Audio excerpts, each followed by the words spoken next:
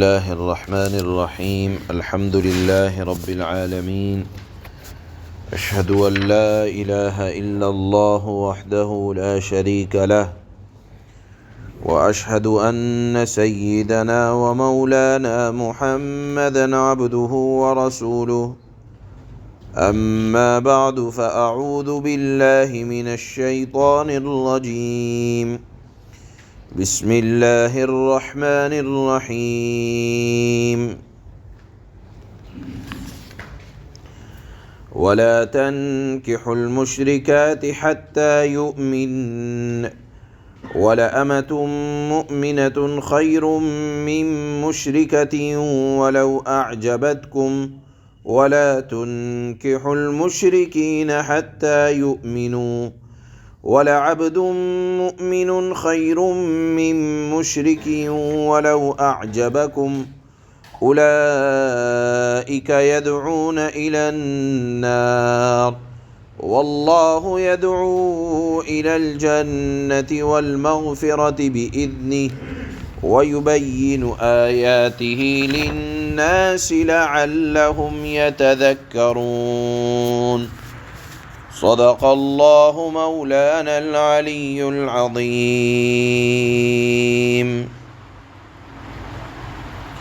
اس آیت کے اندر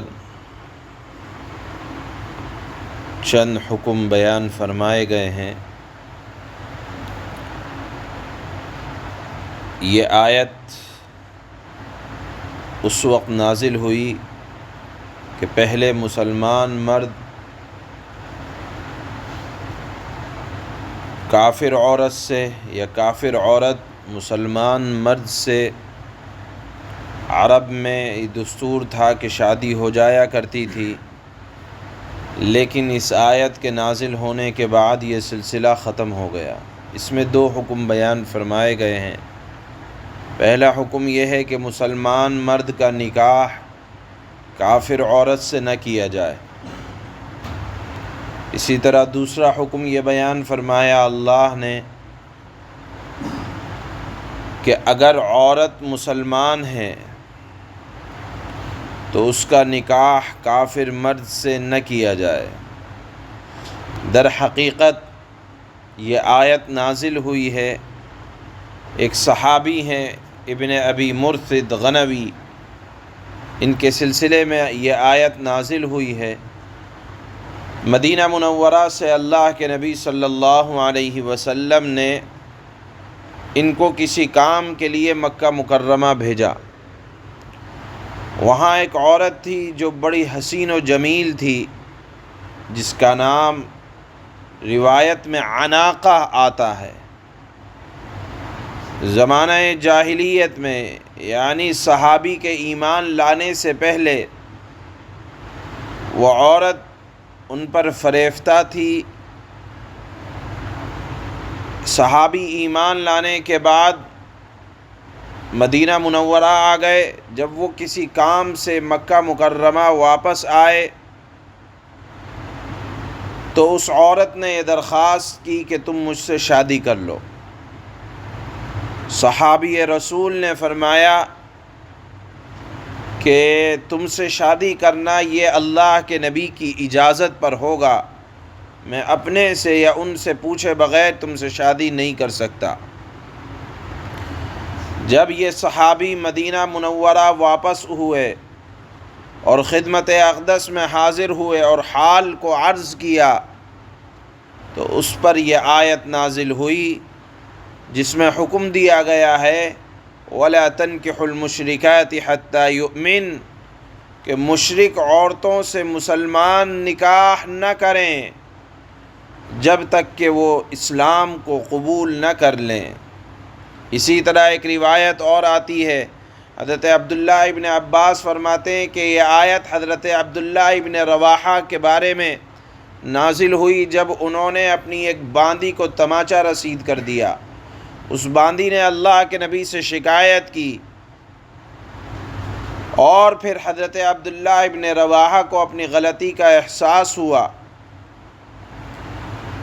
اور رسول اللہ سے جا کر عرض کیا کہ مجھ سے غلطی ہو گئی، اور کہا کہ اس کی تلافی ہو سکتی ہے کہ میں اس باندی کو آزاد کر دوں اور آزاد کر کے اس کو نکاح میں لے آؤں۔ چنانچہ اللہ کے نبی کے مشورے سے حضرت عبداللہ ابن رواحہ نے اس باندی کو آزاد کر دیا اور آزاد کر کے نکاح میں لے آئے۔ تو لوگوں نے طعنہ دینا شروع کر دیا کہ ایک سیاہ فام باندی اس سے تم نکاح کر رہے ہو۔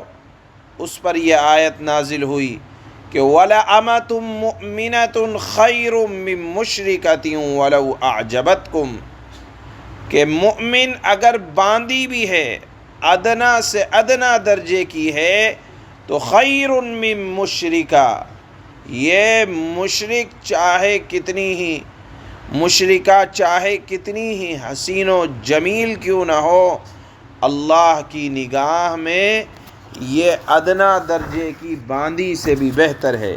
اسی لیے کہا جاتا ہے کہ مسلمان عورتوں سے نکاح کرو، کافر کیسا ہی حسین و جمیل کیوں نہ ہو، مال و متاع کا حامل کیوں نہ ہو، وہ ایک فقیر ترین مؤمن کے ایمان کا مقابلہ نہیں کر سکتی۔ ایمان کو کسی چیز کے ساتھ مقابلے میں لایا نہیں جا سکتا۔ یہ آیت کا ماحصل ہے۔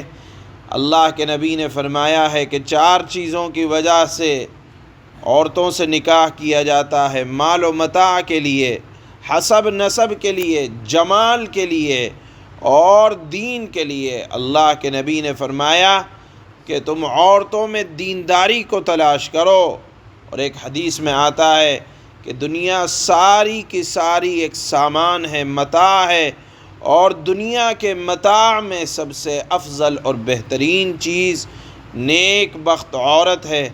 اللہ نے یہاں بیان فرمایا کہ مؤمن بھی نیک عورت کو تلاش کرے، ایمان والی عورت کو تلاش کرے، اور اسی طرح ایمان والی عورت کا نکاح بھی مؤمن سے ہی ہونا چاہیے، اس کے مقابلے میں کچھ بھی قابل قبول نہیں ہے۔